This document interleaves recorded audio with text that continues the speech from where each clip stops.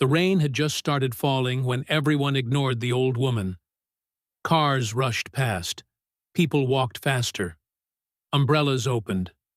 No one stopped, except her. A young black woman in worn-out shoes stepped off the sidewalk and gently held the elderly lady's arm. "Careful. The road is slippery," she whispered. The old woman looked up at her with soft, observant eyes. "You're not afraid of getting late?" she asked. The young woman smiled. "I've been late my whole life. 5 more minutes won't change anything." They crossed slowly, one careful step at a time. But when they reached the other side, 3 black luxury cars suddenly stopped beside them. Men in dark suits stepped out. One of them bowed. "Madam, young master is looking for you." The young woman froze. The elderly lady turned to her and smiled. "My son doesn't like it when I walk alone." Then she added quietly, "You helped the wrong old woman today. Or maybe the right one. Because the woman she just helped was the mother of the most feared Korean mafia boss in the city. And her life was about to change forever." Maya Carter woke up that morning already tired. The alarm hadn't even rung yet, but her body knew the routine. Another long day, another struggle, another fight just to survive. Her apartment was small, cracked paint, one window, a broken heater she couldn't afford to fix. The kitchen was barely big enough to stand in. She sat up slowly and checked her phone. 5:12 a.m. Her first shift started at 6. She sighed. Another day. She slipped into her worn-out jeans, tied her hair back, and grabbed her bag. Inside it, a notebook, on a cheap wallet, and a photo of her grandmother. She looked at the photo for a second. "I'm trying, Grandma." Then she left. Outside, the air was cold. The streets were still quiet. Maya walked quickly toward the bus stop. She couldn't afford to be late again. Her morning job was at a small cafe downtown. Nothing fancy, just cheap coffee, rude customers, and long hours. When she arrived, her co-worker rolled her eyes. "You're cutting it close again." Maya forced a smile. "I made it, though." Her manager, Derek, glanced at her. "You better not be late for your evening shift again. I heard you're struggling to keep that job." Maya stayed quiet. He didn't need to remind her. Her evening job at the clothing store paid more. Losing that meant she couldn't pay rent. She spent the morning serving customers. Some ignored her. Some complained. One man snapped his fingers at her. "Hey, coffee, now!" She handed it politely. He didn't even look at her. By noon, her feet hurt. By 2 p.m., her back ached. By 3 p.m., she was exhausted. But she couldn't stop. She left the cafe and rushed to catch the bus for her second job. Halfway there, traffic stopped. She checked the time. 4:18 p.m. Her shift started at 4:30. Her heart started racing. "Come on! Come on!" The bus barely moved. She got off early and started walking fast. Then she saw her, the elderly woman, standing alone, trying to cross the busy street. Cars honked. People passed. No one helped. Maya hesitated. She looked at the time. 4:25 p.m. If she stopped, she'd be late. If she didn't, the woman might fall. She closed her eyes for 1 second, then stepped forward. "Ma'am, let me help you." The woman looked surprised. "Oh, thank you, dear." Maya held her arm. They walked slowly, very slowly. The woman's steps were careful, fragile. Halfway across, the light changed. Cars began honking loudly. Maya shielded her gently. "It's okay. I'm here." They reached the other side. The woman smiled warmly. "You're kind?" Maya shrugged. "Just human." Then the black cars arrived. Everything changed. But Maya didn't understand that yet. She rushed toward her workplace. When she entered, the manager looked furious. "You're late!" "I helped." "I don't care." Everyone turned. Humiliation hit instantly. "I warned you. You're fired." Just like that. Maya froze. "I really need this job." The manager smirked. "Then you should have acted like it," co-workers whispered. "She always plays victim." "Look at her clothes." Maya quietly removed her badge. She walked out. Rain started falling harder. She sat outside. Her eyes burned, but she refused to cry. That's when the black cars stopped in front of her again. The same suited man stepped out. "Miss, Madam would like to see you." Maya blinked. "The old lady?" "Yes." She hesitated, then nodded. The door opened, and her life started changing. The car drove through parts of the city she had never seen. Luxury homes, private security, quiet streets. They stopped at a massive gated estate. Her heart pounded. She stepped inside. The elderly woman was waiting, smiling. "You came." Maya nodded nervously. "You asked for me." The woman poured tea. "You lost your job because of me." "It's okay." "No, it isn't." Then she added gently, "My son handles unfair things." Before Maya could ask, the doors opened, and he walked in. Tall, cold, powerful, and the entire room bowed. Maya felt the air shift. "Who is she?" he asked. The old woman smiled. "She helped me." He looked at Maya.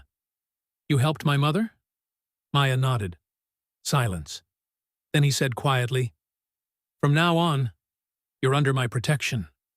And Maya realized she had just stepped into the world of the Korean Mafia.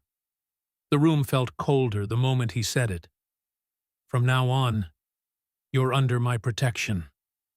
Maya wasn't sure if she should feel relieved or terrified. She looked at the elderly woman, then back at the man standing in front of her. His presence was overwhelming. Not loud, not aggressive, but heavy, like the entire room moved around him. I don't understand," Maya said quietly. The old woman smiled gently. "My son doesn't like it when someone kind gets punished." He didn't smile, and he just kept looking at Maya like he was studying her. "What's your name?" he asked. "Maya. Maya Carter." He nodded slightly. "I'm Kang Min-jae." The name meant nothing to Maya, but the reaction in the room said everything. The guards straightened instantly. The staff lowered their heads. Even the air felt tighter. The old woman chuckled softly. "She doesn't know who you are." Min-jae replied calmly, "That's probably why she helped you." Maya shifted uncomfortably. "I really don't want any trouble. I just helped her cross the street." Min-jae stepped closer. "And that's exactly why you deserve help." He turned to one of his men. "Find out everything about her former workplace." "Yes, sir." Maya quickly shook her head. "No, please. I don't want revenge. I just need another job." Min-jae looked at her calmly. "You lost your job because you chose kindness. That isn't something I ignore." His mother added softly, "She reminds me of you, when you were young." Min-jae didn't respond, but his expression softened for a split second. Maya noticed. Then he spoke again. "Have you eaten?" She blinked. "No." "Sit. Dinner." It wasn't a question. And strangely, Maya obeyed. The dining room was enormous. Long table, elegant lights, quiet staff moving carefully. Maya felt completely out of place. She sat carefully at the edge of the chair. Min-jae sat across from her. His mother sat beside her. The food arrived. Maya hesitated. "You don't have to be nervous," the old woman said gently. "I've never eaten in a place like this," Maya admitted. Min-jae watched her quietly. You're honest. I don't know how to be anything else. He gave a small nod. They ate in silence for a few minutes. Then his phone buzzed. He looked at the screen. His expression changed, slightly darker. He stood up. "Excuse me." He walked away. Maya leaned slightly toward the old woman. "Is he always like that?" She smiled. "He carries a heavy world on his shoulders." "What does he do?"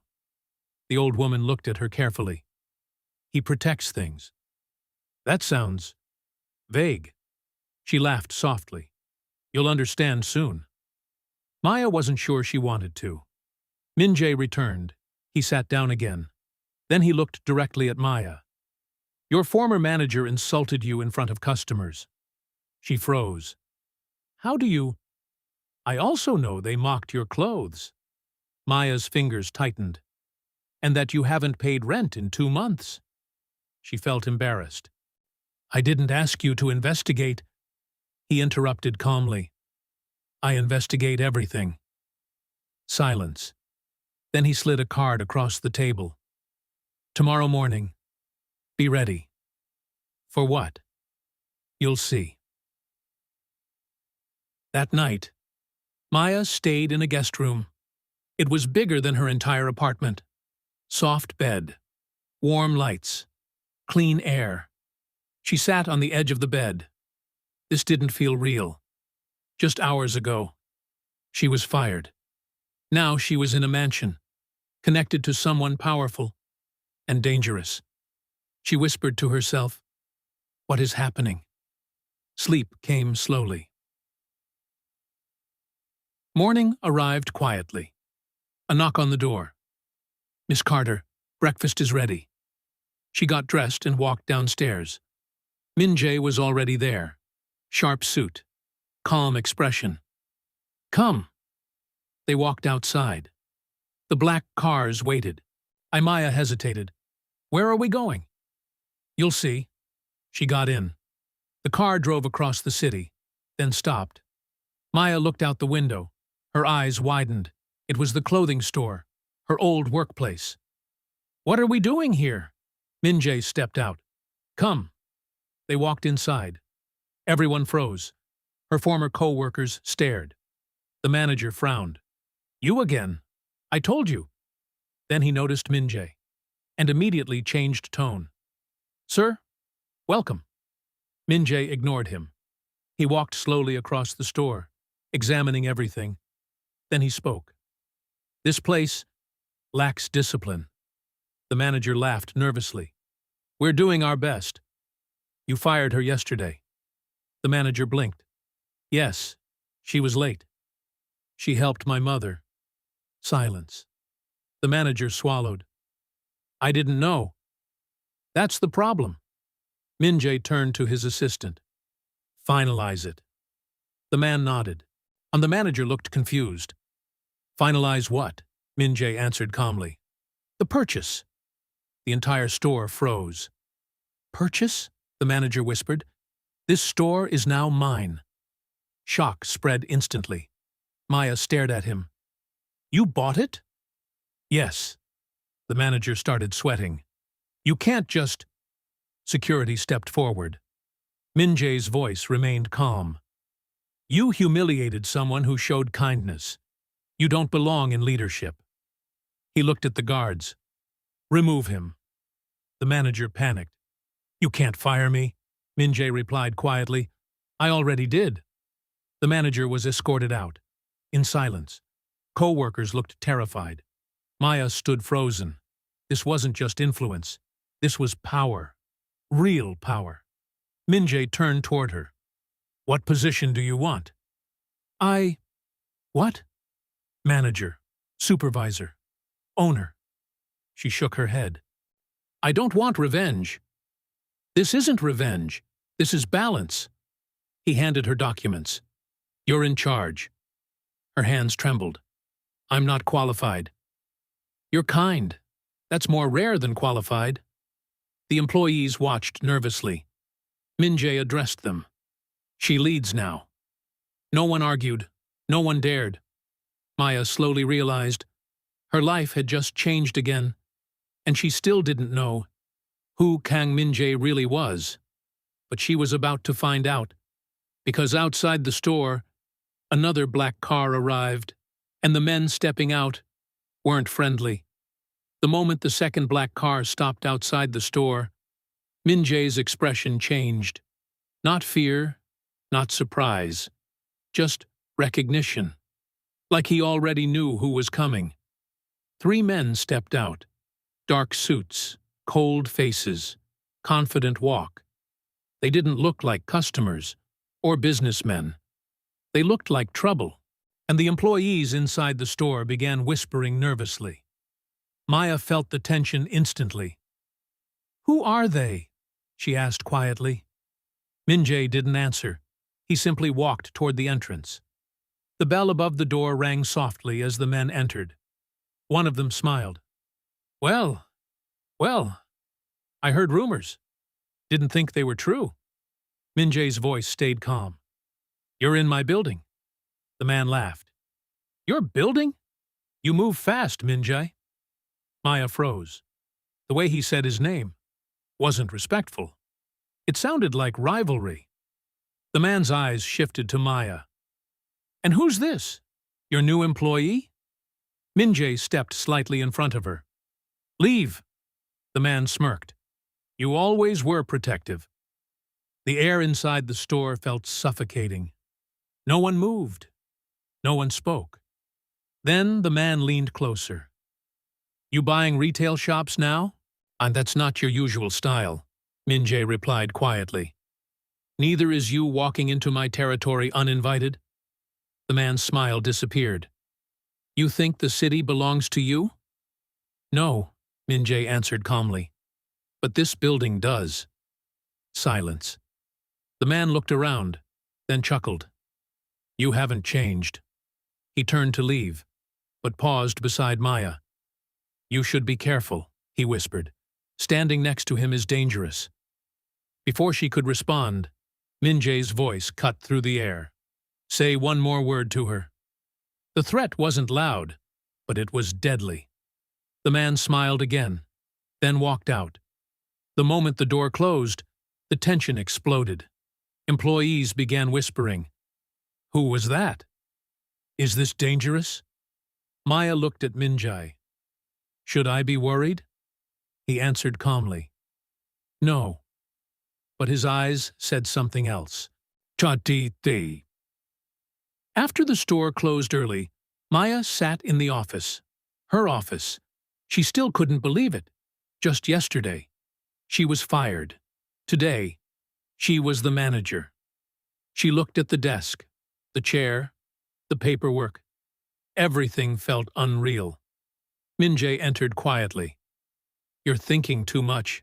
She laughed nervously. "My entire life changed in one day." "That happens sometimes." She looked at him. "Who was that man?" He didn't answer immediately.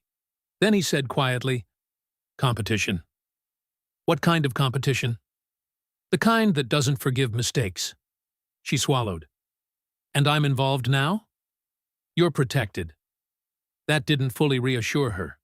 She asked carefully, "What do you actually do?" "Min-jae?" He studied her for a moment, then sat down across from her. "My family controls certain businesses." "What kind of businesses?" "Logistics, security, imports." She nodded slowly, but something told her that wasn't the full truth. Then she asked quietly, "Are you dangerous?" He looked directly into her eyes. "Only to people who hurt my family." Silence. Then he added, "And now, you're included in that." Maya felt her heart skip. She didn't know why, but his words felt reassuring. That evening, Maya returned to the mansion. Min-jae's mother welcomed her warmly. "You look tired. A lot happened today." "I heard." She smiled knowingly. Min-jae rarely buys things personally. "So, he really did that just because of me?" The old woman nodded. "You helped me. That's enough." Maya hesitated. Is he always like this? He protects quietly. She leaned closer. When Min-jae was younger, someone helped him when he had nothing. What happened? The old woman's eyes softened. He never forgot. Before Maya could ask more, a loud sound echoed outside. Car doors, fast footsteps. Min-jae entered quickly, his expression serious. Mom, she stood immediately.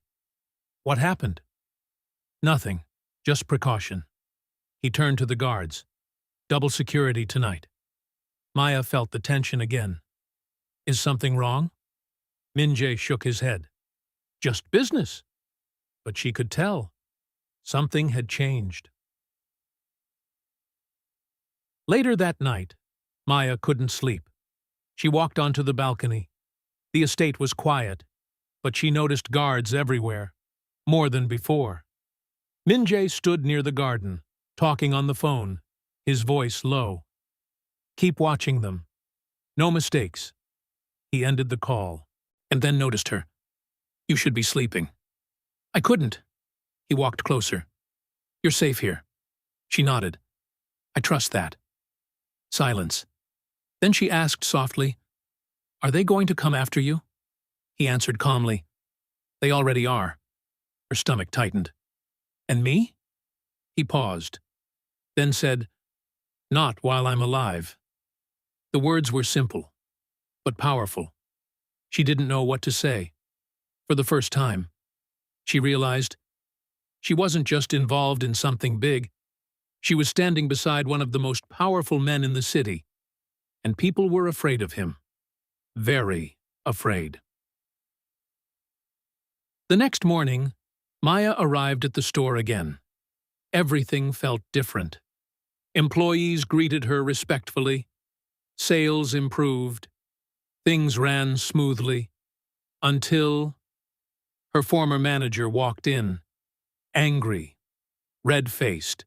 You think you can replace me? Employees froze. Maya stood calmly. You shouldn't be here. You stole my job. She stayed calm. You fired me first. He slammed his hand on the counter. You think he'll protect you forever? Before Maya could respond, the door opened. Min-jae walked in. The manager froze instantly. Fear replaced anger. Min-jae's voice was quiet. You came back. The manager stuttered. I just wanted to talk. You already talked yesterday. Security entered. The manager panicked. Please, I need this job. Min-jae replied calmly. You didn't think about that when you humiliated her. The manager dropped to his knees. I'm sorry. Min-jae looked at Maya. Your decision. Maya hesitated. She looked at the man who mocked her, insulted her, fired her. Then she said quietly, Let him go. Min-jae nodded, and security escorted him out. Maya exhaled slowly. You didn't want revenge, Min-jae said. She shook her head. I just wanted respect. He replied, You earned it. But outside, a black car watched the entire scene, and inside it, the rival man smiled. Now she's his weakness. The game had just begun. The man inside the black car kept watching Maya through the tinted window. His fingers tapped slowly against the door. So, that's the girl, he muttered. One of his men asked quietly, Should we move now? He shook his head. No, not yet. His eyes stayed fixed on the store entrance. Kang Min-jae finally has something to lose. The car drove away silently, but the danger had already begun. Inside the store, Maya felt lighter after letting the former manager go. She didn't want to become someone cruel. She didn't want power to change her. Min-jae watched her carefully. You're different, he said. She looked at him. Different how? You chose mercy. I chose peace. He nodded slightly. That's harder. They stood quietly for a moment. Then his phone rang. He answered. His expression darkened. Where? Pause. I'll handle it. He hung up. What happened? Maya asked. Nothing for you to worry about. But she was already worried. He turned to his men. Stay with her. Then he walked out. Maya watched him leave. Something told her. Things were getting serious. That evening, Maya finished closing the store. 2 security guards walked beside her. Min-jae insisted on protection now. She felt awkward, but also strangely safe. As she stepped outside, a voice spoke. You're important now. She turned. The rival man stood near the street. Her stomach dropped. You shouldn't be here, she said. He smiled. You're calm. I like that. The guards stepped forward. Leave. He raised his hands slightly. Relax. I'm just talking. He looked at Maya again. You know who he really is? She didn't answer. He chuckled. Kang Min-jae isn't just a businessman. She stayed quiet. He runs half the underground operations in this city. Her heart skipped. Protection, imports, security, money. He leaned closer. He's not a man you stand beside unless you accept danger. The guards stepped between them. Enough. The man stepped back, but before leaving, he said quietly, people around him don't stay safe forever. He walked away.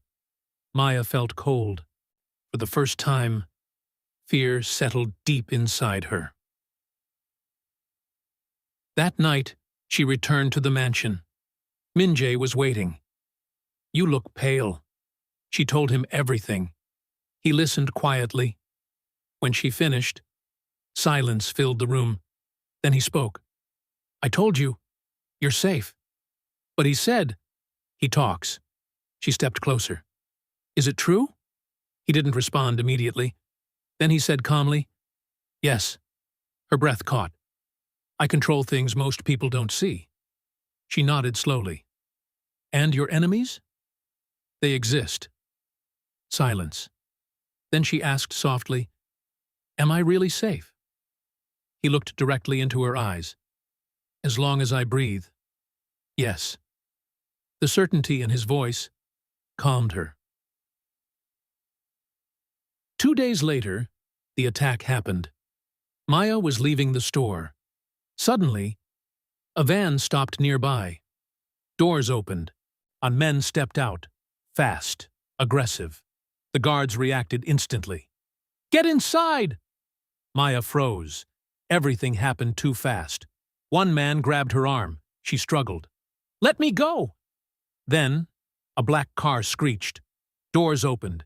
Min-jae stepped out. His presence alone changed everything. The attackers hesitated. Min-jae's voice dropped cold. You touched her. The men backed away, but one tried to run. Min-jae's men surrounded them instantly. Within seconds, it was over. Maya stood shaking. Min-jae walked toward her. Are you hurt? She shook her head. No. His jaw tightened. He turned to his men. Find who sent them. They nodded. Min-jae looked back at her. You're coming with me. They returned to the mansion. Security doubled. Guards everywhere. Maya sat quietly, her hands still trembling. Min-jae knelt slightly in front of her. You're safe now, she whispered. I was scared. I know. She looked at him. This is because of me, right? He shook his head. No, it's because of me. Silence. Then he said quietly, I should have expected this. His mother entered, her face worried. Maya. She hugged her gently. You're safe. Maya nodded. I'm okay. The old woman looked at Min-jae. End this. He answered calmly. I will.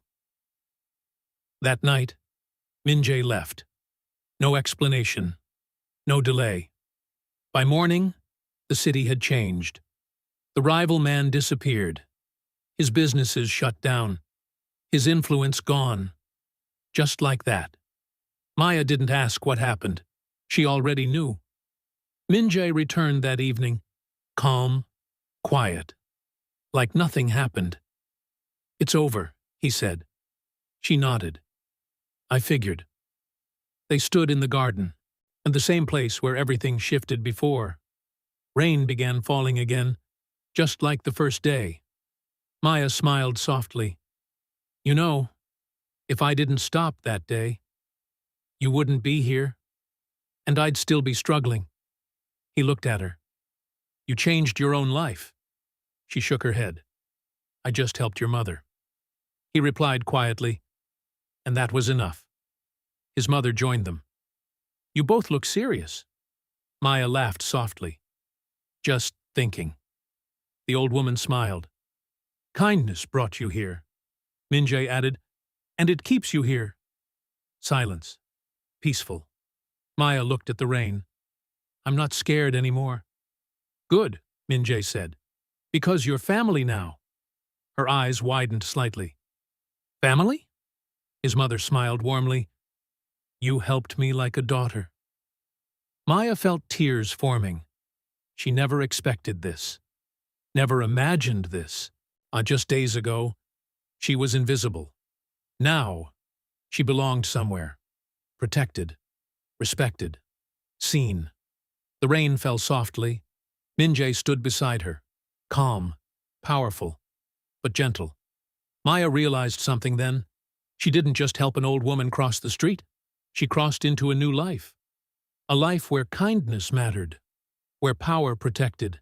Where she was no longer alone. And it all started because a black woman stopped to help an elderly lady. Little did she know, that lady was the Korean Mafia boss's mother, and that one act of kindness changed everything.